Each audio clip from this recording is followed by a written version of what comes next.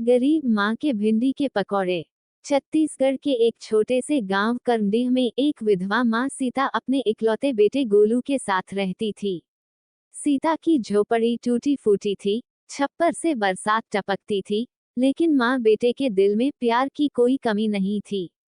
पति के गुजर जाने के बाद सीता ने मजदूरी करके बेटे को पाला था।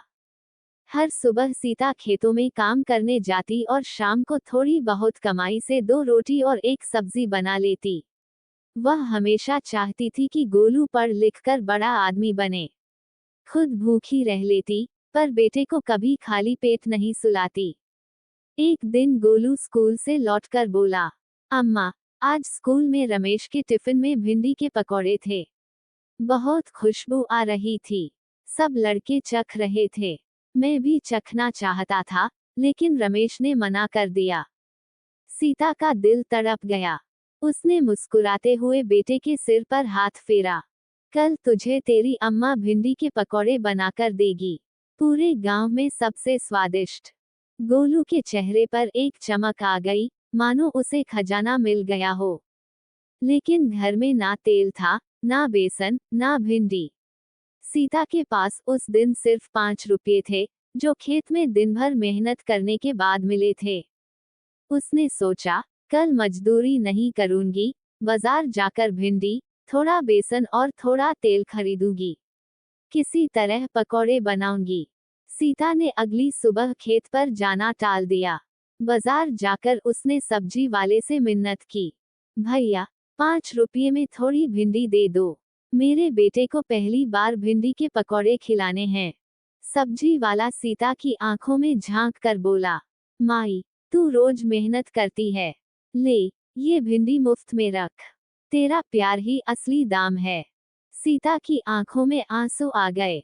वह थोड़ा बेसन और तेल भी उधार लेकर घर लौटी। शाम होते ही सीता ने लकड़ी जलाकर मिट्टी के चूल्हे पर पकौड़े बनाना शुरू किया। पहले भिंडी को बारीक काटा, फिर बेसन में हल्का सा नमक, लाल मिर्च, थोड़ी अजवाइन मिलाकर घोल तैयार किया। फिर एक एक भिंडी को बेसन में डुबाकर कढ़ाई में तली। पूरा मोहल्ला भिंडी के पकौड़ों की खुशबू से महक उठा। गोलू स्कूल से आया और बोला, अम्मा, सच में बना दिए पकौड़े। सीता ने पत्ते की थाली में गर्मागर्म पकौड़े परोसे। गोलू ने एक पकौड़ा मुंह में डाला और उसकी आंखें चमक उठीं।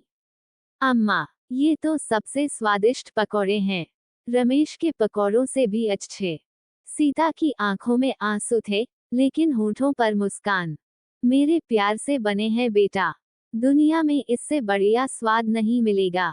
गोलू ने उस दिन निश्चय कर लिया, एक दिन बड़ा आदमी बनूंगा, अम्मा को कभी किसी चीज की कमी नहीं रहने दूंगा। पकौड़े क्या, अम्मा को सोने की थाली में खाना परोसूंगा।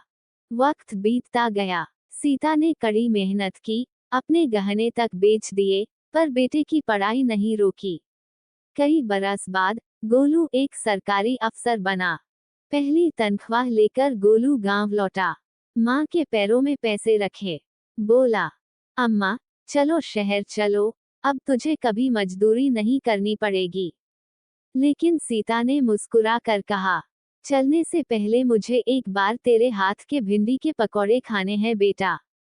आज तू बना। गोलू ने उसी चूल्हे पर, उसी अंदाज में भिंडी काटकर पकौड़े बनाए। माँ ने पहला पकौड़ा चखा और भावुक होकर बोली, अब मेरी जिंदगी सफल हो गई।